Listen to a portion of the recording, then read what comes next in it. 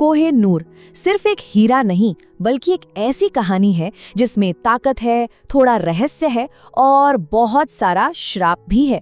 तो चलिए आज इस दुनिया के सबसे मशहूर और हाँ सबसे बदनाम हीरो में से एक की कहानी में उतरते हैं।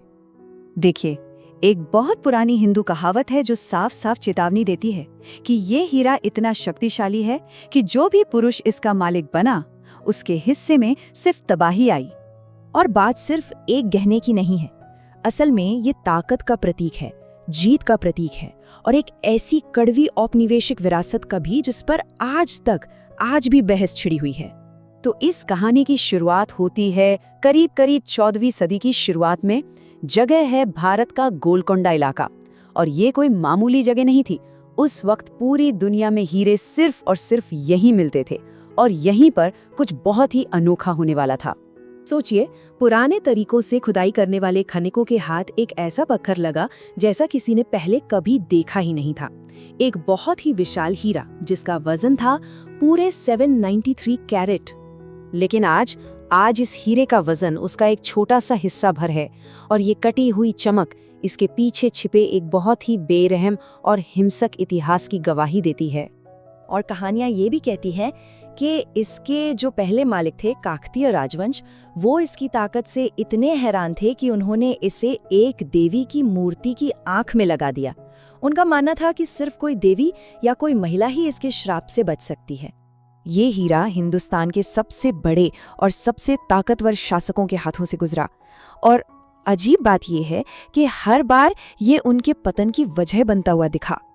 आप देखिए, खिलजी से लेकर मुगलों तक ये हीरा सबकी सबसे कीमती चीज थी, लेकिन फिर भी ऐसा लगता है जैसे बदकिस्मती का एक साया इसके हर पुरुष मालिक के पीछे पड़ा हुआ था।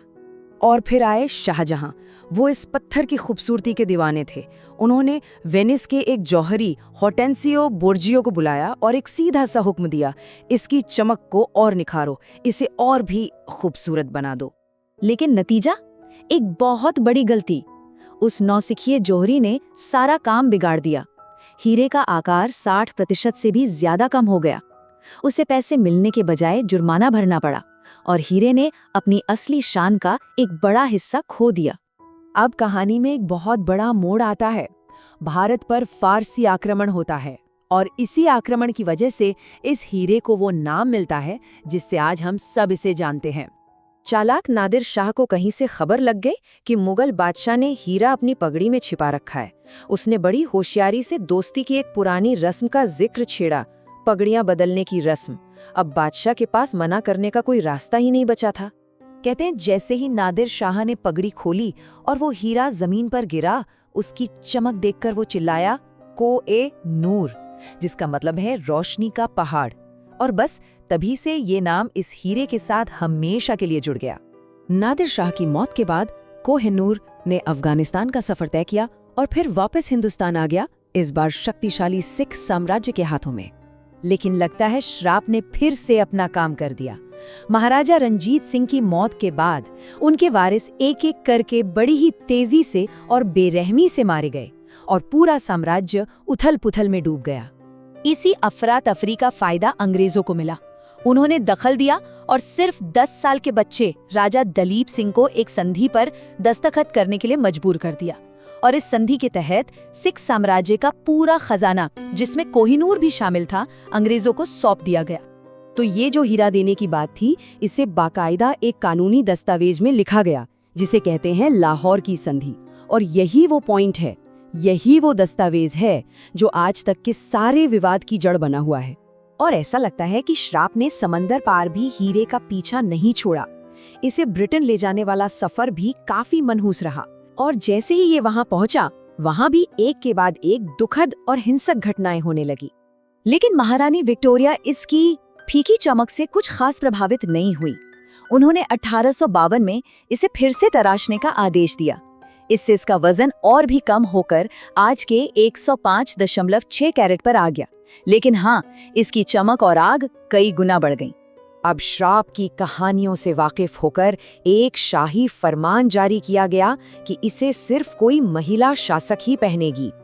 ये परंपरा आज भी कायम है और यही हमें आज के सबसे बड़े विवाद पर ले आती है।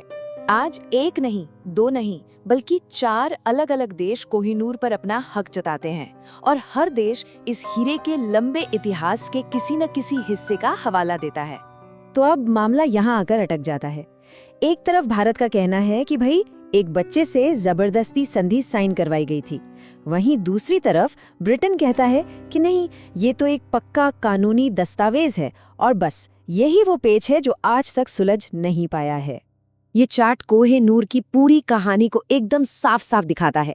इसका सफर कितना पेचीदा रहा है और क्यों इतने सारे देश मानते हैं कि इस पर उनका असली हक है। तो कोहिनूर की कहानी अभी खत्म नहीं हुई है।